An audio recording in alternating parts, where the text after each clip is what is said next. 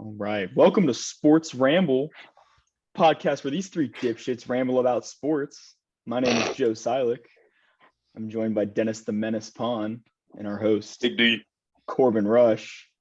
That's Tonight me. we're talking about conference championships, the playoff picture, and the breaking news of the 12-team playoff in 2024. Oh my gosh, Joe came hot and ready. I love it. I love it. He had a script. He had it Set written the down. mood for the pod, Joe. There we love go. it. I love There we it. go. I'm gonna take this out. Professional in this bitch. I'm saying. Something like that. All right. Well, with that intro, I think I'm hot. I'm real hot after what the college football playoff committee decided to do. But before I go absolutely crazy and lose it on these dumb, ignorant people, Joe, I know you're hot about a topic, and I'm ready for. I've been waiting for this for like 3 days now. So Joe, I've been waiting all my life. I'm saying I'm ready for Joe to get hot and frisky with this topic. So Joe, why don't you just lay into it? It depends on what topic you're talking about. What topic am I hot about right now, Corbin? The one you've been talking about with your boys over there in the group of five. I want to know what's got you just absolutely abhorrently angry. So here's What is going on in the Sun Belt? What is going on? What's going on in the Sun Belt? So Troy and Coastal Carolina are going at it for the Sun Belt Championship, which makes no sense. Makes absolutely no sense. Sorry, my computer started freaking out. Coastal Carolina's head coach Jamie Chadwell and Kurt Signetti of JMU have been going at it kind of just back and forth through press conferences. Jamie Chadwell of Coastal says, "Oh, JMU had such an easy transition. They, had all this stuff in place. They have, the transfer portal. They have all these scholarships money." It's like, okay, we had all that now because we waited to move in. You guys jumped the ship back in 2015. We had the chance to go in 2013 and we didn't take the chance. So I don't know what his butt's all fired up about. JMU doesn't have a chance to play for the Sun Belt that they do get a chance to play for. And that comes with a $400,000 bonus for the head coach that wins. So if Chadwell can just win one game against Troy, he's sitting pretty with $400K bonus. I don't know what he's all fired up about this whole thing, but it's pissing me off that JMU can't just shove it down their throats that they're the ones that won. That's stupid. Honestly, I'm gonna breathe first before I get upset about it. Deep breaths. Deep breaths. But no, I agree. I think that's absolutely ridiculous that I understand if you're an FBS program who gets like demoted to FCS, you shouldn't be able to jump right in, right? And like go tear up FCS football. But if you're an FCS program who comes into the FBS division, one, why are you restricted from having a bowl game or being able to play in your conference championship? That makes no sense to me. You're coming from a lower level of football, and now all of a sudden you're getting punished for it. And because you're good. It's supposed to benefit the school. It's supposed to put them in a situation where they're not forced into these, because we played against Louisville, right? Yeah. Oh no, we held our own against them. We didn't have our quarterback playing 100%. Anywho, we're supposed to be able to this whole waiver, eligible for this, that, and the other. It doesn't make any sense to me at all. I think it has to do with recruiting, scholarship money, or money in general. For the programs, for the school, TV money, moving from, playing on Flow Sports, which I don't even think anyone ever heard of. I never heard of it before, JMU. I still don't know what that is. There's a lot of dirt track racing on there, but that's about it. They came from there, and now they're playing on ESPN Plus. They're had a couple games on ESPNU this year. So I guess there's some transition there. But I don't understand how that affects playing for a conference championship when we clearly are the best team in the East. I don't even think that's debatable. And potentially like one of the best group of five schools in their first year. And that's not ridiculous to say. It's not ridiculous. Tulane's been pretty good this year. I'm saying one of the best. Cincinnati. Say they're like a runaway favorite. Yeah. But a competitive Sun Belt They're school. Competitive at a high level. Mm-hmm. An extremely high level. They proved it this year by beating who they beat Marshall. No, they lost to Marshall, but they beat App State. But still, Marshall's a quality team this year. They have a win over Notre Dame. You guys beat App State. We also didn't have our dog walked. Yeah, dog walk Coastal Carolina, and not even particularly close. I mean, that's a boat race. That's what you call a boat race. Yeah, I mean, we had multiple blowouts this year, just like that game, where we scored 50, 60 points and held them to 1 or 2 scores. I mean, right. It is what it is. I mean, I'm kind of getting over it a little bit now that I'm kind of calmed down a little bit, but I still think it's ridiculous. Next year will be very interesting to see how we apply for this waiver. We'll see how this goes next year. Because if this happens again next year, I might just lose my mind. Yeah. Speaking of next year, actually just conference championships in general. Boys, I'm going to get into this because this has been making me lose it. None of these games matter this weekend. I'm sorry, I'm not meaning to yell, but this is how stupid and pointless the college football playoff has gotten. Okay, we have 4 teams in the top 4, obviously. I don't even know why I said that. But of those 4 teams, 3 of them are playing meaningless games right now. No matter what happens with Georgia LSU, no matter what happens with Michigan and Purdue, no matter what happens with TCU and Kansas State, all 3 of those teams, even if we disagree that Kansas State should be in the playoff, regardless of because of being in the Big 12 because of their schedule. Yeah, TCU is playing Kansas State in the. So you think Kansas State should be in the playoff? No. I'm saying regardless of who wins in these 3 championship games are going to make it to the playoff. They're not going to lose their top 4 spots, regardless of how we feel about TCU, because the committees value them so high and values the Big 12 schedule because K-State is a number 10 ranked team. Also, that would be the only loss they had would be to a team that they already won. And are you really going to punish a team for playing an extra game? Because this is how stupid. You're not. The committee is not going to do that. This is why this is pointless. We've gotten to a pointless point with the 4-team playoff, which we're going to get to also here in a little bit. But this is just we have the potential to have really interesting football, because if we were at a bigger playoff format, every conference championship goes automatically. It's an automatic bid to the playoff, right? With the expansion. And I love it. And I love it. But right now we're punishing these 4 great teams because they've been so good. All they're doing is putting them in a position. USC is the only game that matters. So we're punishing 3 great teams, and regardless of what you feel about TCU. We're punishing all 3 of these great teams. We're making them play an extra game. A starter could get hurt. They could lose a key player. What if JJ McCarthy goes down? Then what is Michigan is fun to watch? Max Duggan goes down. Or is TCU even remotely as interesting to watch? This is the problem. What we're doing right now, we're putting these teams in a position. No, and we're putting these teams in a position where these conference championship games are a punishment for being good all year, because they're having to play an extra game that won't affect their playoff spot. And at the end of the day, all that they're doing is going to give them potential to get their star players to get hurt and have a less interesting playoff. USC Utah is the only championship game that matters this weekend. The ACC shouldn't even be playing a championship game weekend based on the college football playoff. No, they should just give them all the week off. I don't understand why we're doing what we're doing. The only interesting thing that's coming out of the ACC is we're going to get to watch Drake May play against Clemson's defense. Clemson's defense doesn't have a great defense this year, but Drake May is an extremely exciting quarterback to watch. Yeah, I agree. Georgia LSU has no effect whatsoever on the college football landscape. It could have, but we're not. It could have, but Michigan, Purdue.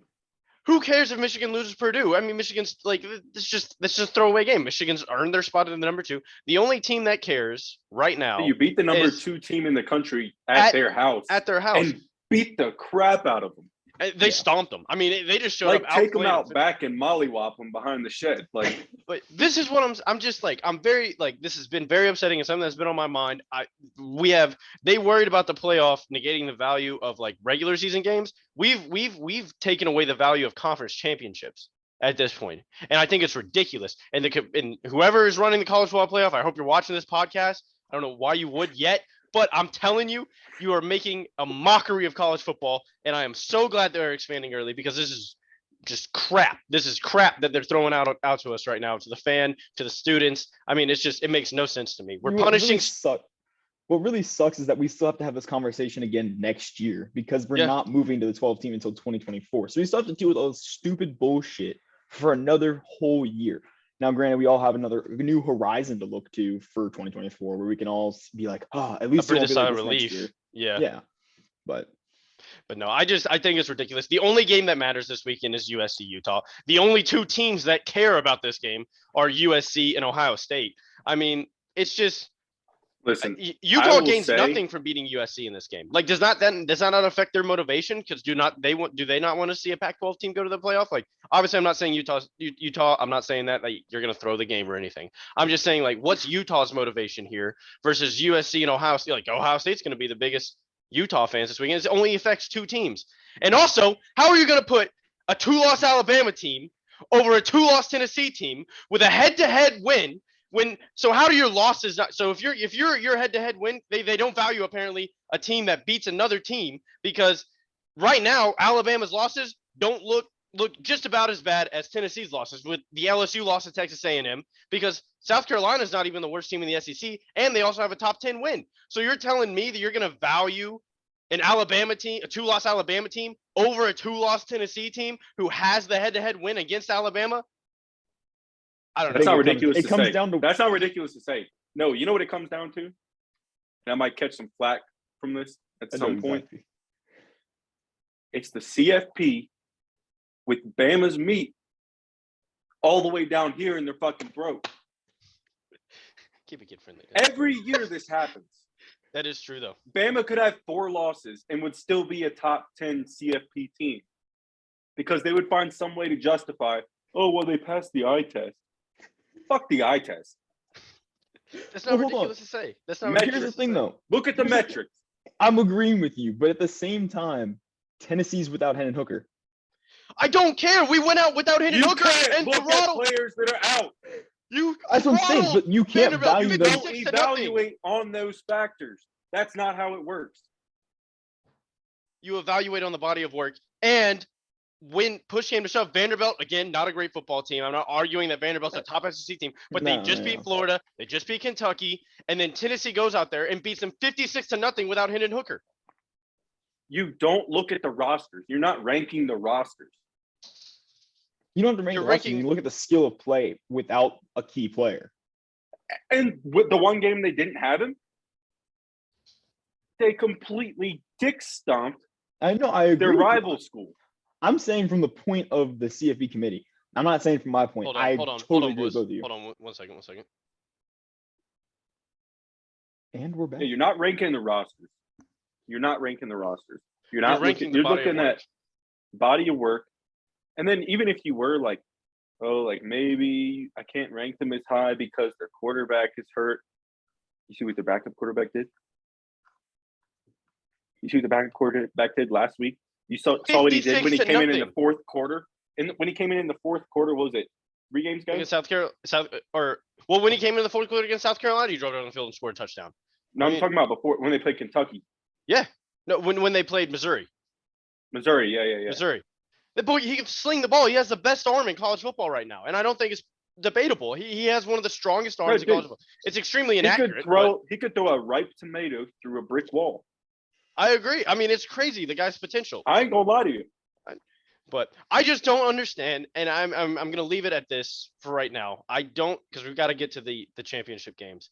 But I just don't understand how you put a 2-loss Tennessee team with a head-to-head win against Alabama behind Alabama when you shouldn't even be measuring quality losses. I don't care who you lose to.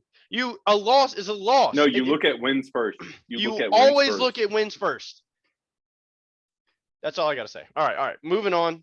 We got a little hot there. Gotta rein it back in. I mean, maybe We came The in CFP is a topic swinging. of it's contention right there. I can't stand the CFP. and a lot of people weren't even upset about the rankings, but as a Tennessee fan,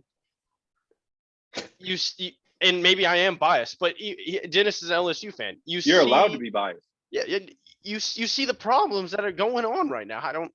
But all right. Anyways, moving into the first championship game. We're not going to spend a lot of, Yeah, I was gonna say you want to breeze through these, we can talk more about the 12-team playoff at the end here. Yeah. We'll hit that one at Perfect. the end. Because I think we need to talk about that, especially with it getting passed through. But We're just doing Power 5. Yeah, Power 5 conference championships. Yeah. We'll blow through these because again, none of them matter this weekend, Yeah. except for the USC Utah game. But first, ACC championship, Clemson, North Carolina. I only think it's interesting because we get to see Drake May, what he can do against Clemson again.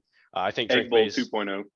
Yeah. It's just nothing to write home about. It's not going to have any playoff implications. All we get to see is Drake May, an excellent football player, and watch him be exciting. I Yep. think that's going to be the only benefit from that one. If anybody has anything else to say about that, Clemson You favorite. want to pick? You want to 7.5 pick points. winners? yeah, You wanna pick North. winners? I'll pick North Carolina. North Carolina by I'll 3. take North. Yeah, I'll take UNC. I think Honestly, I will too. Yeah. 21-24 UNC. I'll go 27-24 USC. I'll go 33-30 UNC. I like it. I think it's a 3-point game. game. Yeah, I mean they're pretty evenly matched. Next game we'll just go straight to Georgia LSU. Again, no playoff implications. Georgia loses, they're in. Georgia wins, they're in. LSU really disappointing last week. The loss to Texas A&M. Disappointing last week. Let me say this though. Out of all the Power 5 championships, this is the biggest potential for a trap game. It doesn't have playoff implications. I'm just saying on the outcome of the game, biggest potential for a trap game. You don't think Georgia, after getting embarrassed by Alabama in the SEC championship last year, comes out with a little bit of fire in them to not have the same thing happen again? No, I don't. I think that's a hot take. I like it though. LSU's beat Georgia in that stadium, 3 years ago? Yeah. Different team though. Greatest offensive in college football history. I mean, yeah. Little Greatest different team in college football history. I can get behind that. I don't think that's crazy to say. I was at that game. Electric. Wish I was you. That sounds crazy. We got to hear more about that story one of these days. We're gonna have to talk about best college football experiences. But Joe, what do you got anything for the Georgia LSU game? I mean, Georgia's favorite 17.5 points, the biggest spread for the weekend. I mean, I don't know. Ridiculous. It's a crazy spread. I mean, trap game for Georgia. I agree with Dennis. I mean, I don't think LSU is going to win this game. They definitely cover though. There's no question. Yeah. I don't know. You want scores yet, or you want to go through that? Yeah, I'll go Georgia by 14. I think 21-35 Georgia. Dennis. Okay. Joe, you go first. I'm thinking Georgia by 10, and I'm thinking. Honestly, I don't even know. Let's do 38-28. All right. I got LSU in this game. Okay, well, give us your score. My boys, I will. Let me get on my soapbox here for a second. Okay. Let us know. LSU got absolutely embarrassed last weekend. You know, it was the last time they got embarrassed like that? It wasn't that long ago. You probably remember. Tennessee. 40-13. What'd they do the next week? They went to Florida in the swamp, and Jaden Daniels had 5 touchdowns. Okay, but Florida's a bad football team. I'm just saying. So I got LSU actually by 14. I do. Wow. That's 24, 38 LSU. Wow. Dennis, I think that's the hottest take I've ever heard. Please don't put maybe money in on my it. life. Yeah. I already put the parlay in. Oh no. Oh no. All right. Well, that's about as hot as it gets. Sunday's podcast should be interesting after that. Yeah. I'm excited. To see kind of how that plays out. All right. Are we done? Georgia LSU? Yeah. Anybody else? Yeah. All right. Next one, Michigan Purdue. Again, doesn't matter at all. I think Michigan's going to absolutely boat race Purdue. I don't think it's going to be particularly close. I could be wrong. You think that was JJ McCarthy's coming out party? Yeah. I do. I think 100%. I agree. Party. That's what it's called, buddy. Yeah. No, I agree. It's just I think he solidified himself as he's going to be a star at Michigan. He's a starter. Well, I know he's a starter. Cade McNamara also entering the transfer portal. I mean, no matter what you say, it's a huge loss for Michigan. He's just a great guy to have around. I mean, he led them to their first playoff. Loses his starting spot the next year. I mean, that's just hard to go through. I hope Cade McNamara all the best. He's an elite quarterback, I think. Really high floor guy, kind of similar to Mac Jones. In my opinion, like a really high floor, maybe not the highest ceiling, but like you know what you're going to get. He's going to play very consistent football. Hope the best for him. I think JJ McCarthy goes crazy on Purdue. It's not like Illinois runs that pro style crazy defense, tight man-to-man coverage. Purdue's not that team. I don't see this game being close. I see Michigan absolutely controlling, dominating the line of scrimmage. I got Michigan by at least 10, just because Purdue is known to have those wide receivers goes crazy in big games. But I think Purdue's known. I think back with it 2018. Yeah. Purdue, Ohio State. Yeah. And it was like 42-10 total score. Purdue just absolutely wiped the floor with Ohio State. Yeah. But I have Michigan 31-18 here. You guys go. Fair.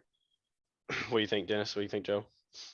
I definitely have I think Michigan's gonna blow Purdue out of the water. It's gonna be a game you turn off, that it's not even worth watching. I think it's gonna be 50 something to very little. I really think it's gonna be awful. I don't even want to put a number on it because it's so bad. At least it's not even a boat race at that point. Yeah, it's just gonna be, I think it's gonna be a game that it's over at the fucking half. I don't think it's gonna matter.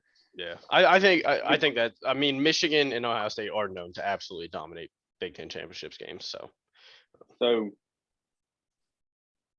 I'll say Michigan is my team now, right? Like in the play, like it's left to compete for a title. Mhm. That's who I'm rooting for. Do I think they'll win at all? No. Yeah. But in this game, I do have them by about 3 touchdowns. Yeah, that's fair. I don't know what the final score is. I'll say 21-42. Yeah. I think they score at will. And then when they get up big, Purdue will score like a touchdown or 2 in the fourth quarter after Michigan's already won the game. And Michigan's just going to give the ball off and just run it like, what's called 4 yards in a cloud of dust. Yeah. That's how it's going to go. Yeah. I think we're all done with that. I mean, we kind of know what's going to happen. Next one. All right. The 2 most interesting games, in my opinion, that are going to happen all weekend. TCU, Kansas State. I have TCU winning this game. Again, doesn't really matter. I think TCU makes the playoff regardless of what happens in this game. But I am interested to see how TCU performs against a healthy Kansas State, because Kansas State was down to their 3rd string quarterback in that first game where Kansas State had a significant lead and TCU was able to come back and win that game. I think it's going to be a very interesting game. It might be close.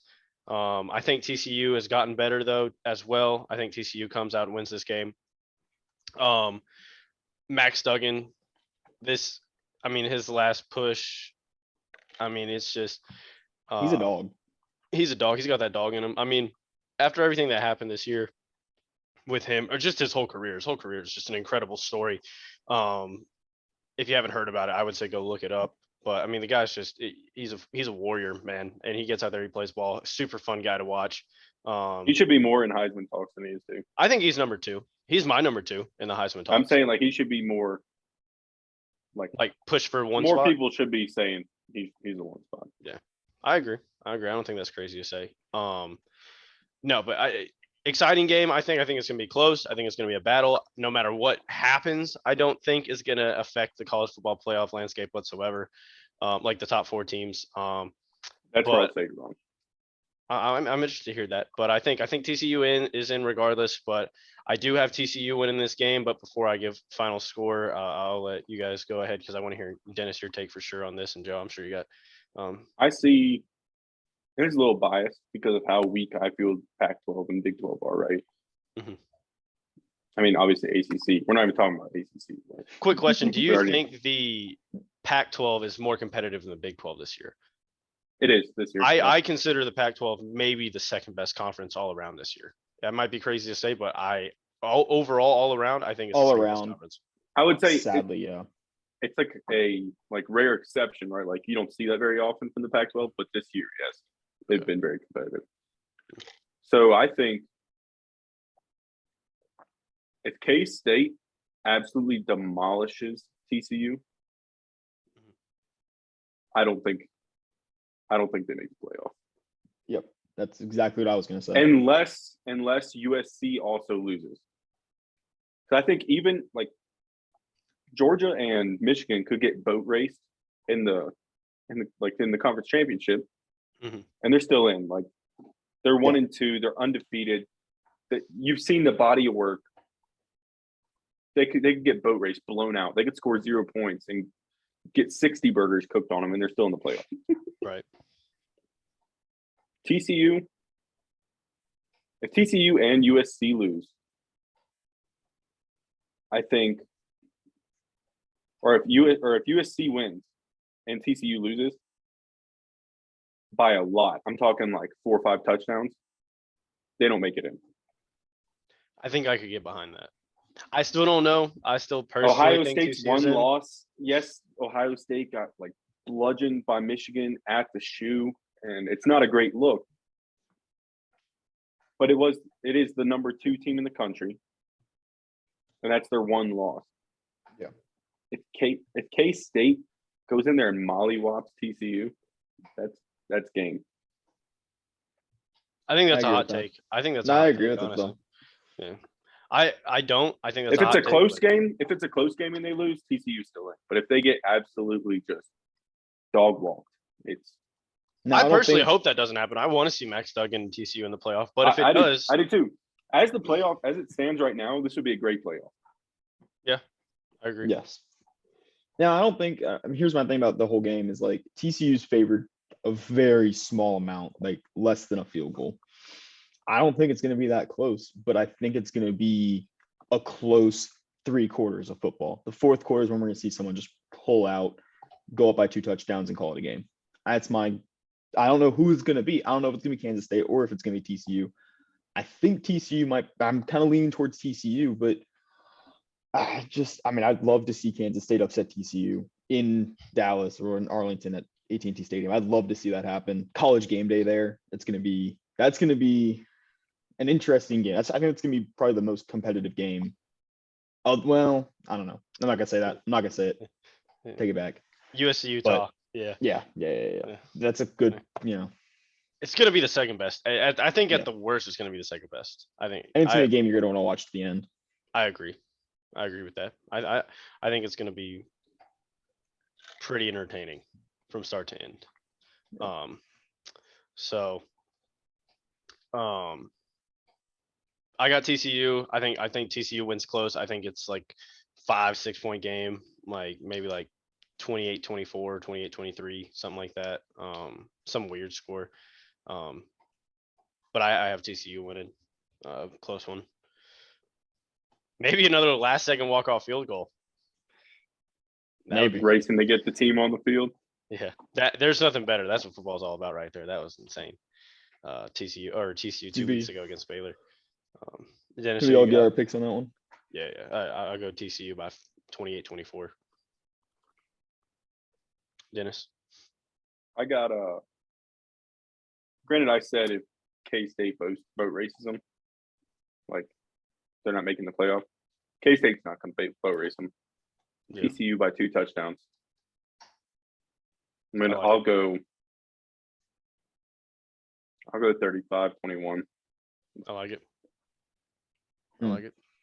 Not Joe. a boat race, but it's a 2 touchdown. I'm gonna go TCU 2 touchdowns, but I'm gonna say 35. Well, you said 35-21 or you say 45? It's 20 or 35-21. You can agree with me. Yeah, I'll take the pick then. Yeah. I like it. I I love like it. Joe rooting for chaos though. Real quick, we're gonna hit the USC Utah game and then we're gonna run into the expansion. First off, USC Utah. I think USC wins this game. I think Caleb Williams playing too good of football. Utah is not going to be at home, not emotional. I think that makes a big difference on this game. USC's figured out the run game. They're a better running football team. Caleb Williams is the best player in college football. He's playing out of his mind, playing the best football of anybody, and I don't think it's close. Maybe Max Duggan at second, maybe playing like close behind him, but the Heisman's a one-person race right now. It's Caleb Williams. It's just a dog. I mean, it's awesome watching this guy. It's like watching Patrick Mahomes in college, like Patrick Mahomes in college football. Yeah, I mean, he does it with his legs. He does it with his arms. He can throw from the pocket. He can throw out of the pocket. His arm talent's incredible. His legs are incredible. The guy's just on it. He's playing on a different level, and especially with Lincoln Riley in that offense. And their defense is not great, but they create turnovers. I think they're the number 1 turnover margin in the country. right now. I know Caleb Williams, I think it's like 27 touchdowns and 2 turnovers in the last like few games. It's some insane stat. Yeah. But that's why I have USC. I think it's a close game, but I think it's a high scoring game. But I don't think it's as close as it was the first time, and I think USC absolutely pulls this one out, knowing what they have going on. So, Dennis, Joe. You want to go first? Sure. I think USC is going to win this game. 3 points, or it's 3 point spread, or 2.5 point spread. I think USC wins by 2 touchdowns. It's going to be. I don't think Utah's really ever going to be in this game. I like. Ooh, that's brave, Joe. I like That's it. brave. I like it. I like it. love I that like it take. too. I love that take. I love that take. That's brave, but I like it. I'm going to do this just to be different. I'm going to say Utah wins. I think. What have I said? What have I said? The whole time you've been talking about Utah, they're the SEC of the Rocky Mountains. But it's not the SEC. Let me get to my point. Okay. They play solid defense, like probably the best defense in the Pac-12, and I don't think you can debate that, right? No. And they run the football really well. What wins championships? Defense and good running game. I got Utah by 4 points. What's your Not score? as much anymore. Not as much anymore. I got Utah by 4 points. Okay. 28-24. That's insane. If they keep Caleb Williams at 24 points, I don't even know. Like, I'm gonna lose some money. I know that for a fact. I'm gonna lose some money. I have USC by 7. I think it's like 35-28 USC. I definitely have USC. I'm gonna say 14-28. I like it. I think that's still low scoring for USC, but I like but it. We'll see. Maybe 31-14. We'll see. 31-14. Hit that 30. All right. Yeah. So now, all right. We had some big news come out today. Huge news. The Rose Bowl has been approved. That whole thing has been settled with the college football playoff. So we now have 2024. The college football playoff is expanding to 12 teams. I'm an advocate for 8 teams. I'll tell you, and I'll get to that. Joe, I think you're an advocate for. I like the 12. You're an advocate for the 12. So this is what you wanted. Dennis, what are you advocating for? I love 12-team playoff. Ooh. Okay, well, because I'm going to be outnumbered here, I'm going to go first. I think it should be 8 teams, and let me tell you why. And tell me if I'm wrong. I would love to hear. Tell me if I'm wrong, but this is why I think. 5 Power 5 conferences, right? ACC, Big 10, Big 12, SEC, Pac-12. That gives you a conference championship you're in when you're in, okay? And it puts more pressure on these teams to play better in the season because after the 5 conference championships, you take the 3 next best teams. So, like, just hear me out. We say the ACC doesn't play football, and we might watch an ACC champ get run off the field, or we might watch a Pac-12 champ get run off the field, or a Big 12 champ get run off the field. Any conference. But I'm telling you, you take the 5 conference championships and the 3 next best teams, and it keeps the season interesting, and it makes the regular season games more important. And I think that's the reason we need to have an 8-team college football playoff expansion. It's too late now. What I say doesn't matter, and it didn't matter in the first place. But since you're wrong. So hold on. Here's the thing. Go in on your 12. We're running out of time here. I want to just explain to you the 12-team format because I don't know if you've seen this yet or not. It didn't come out too long ago about what they're gonna do. They're gonna have I'm gonna read straight from ESPN, right? All right. The field will comprise the selection committee's 6 highest ranked conference champions out of, whatever you have. Mm-hmm. And then it'll also have the next 6 highest ranked teams. So the 4 highest ranked conference champions will earn top seeds and they will earn a first round bye week. Yeah. So that way that gives you that bye week that you don't get when you win your conference that you should get. I mean, well, you do and you don't. You play that extra game, but then you have a bye week. I think it makes a lot of sense. Okay. Okay. And then you have the other 8 teams will play in the first round with the higher seeds hosting the lower seeds on campus or at another site. That's straight from ESPN. And that's what I think that's what they're going to end up doing. And I think that makes the most sense. That gives a lot more teams a chance to, you have less stress going for an undefeated season to be in the top 4. You have a little bit more forgiveness. You have a little bit more, but then you also have a little bit more drive to win your conference championship. It makes these games worth something at this point. Yeah. Like how we've been talking about the entire time. Yeah. How we have a useless conference championship week now. And Exactly.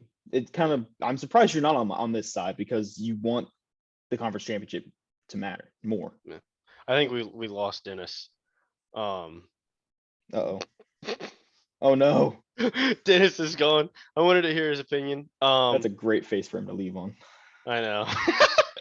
This is fantastic. But Joe, I mean, I agree. I mean, I would have to think about it more. I just really like the idea of having like the conference champions and then the next 3 best teams. I thought it maybe valued the regular season games a little bit more, but I think the way they have it set up is going to be the best option moving forward. I don't think they should expand after that. I think the 12 team is as far as they need to go. We're going to miss Dennis on this one, on this outro. I wanted to hear what he had to say, so we'll probably just talk a little bit more about it on Sunday. Which if you guys haven't already, like the video, subscribe, turn that notification bell on. We release a podcast every, we're going to release them Friday mornings and Sunday evenings is when we're going to come out with them. We're going to talk a little bit more about the college football playoff. We lost Dennis. So when we come back on Sunday, we're going to kind of finish this topic up and then we're going to go over the conference championship weekend. But thank you guys for tuning in. Check us out on Sunday.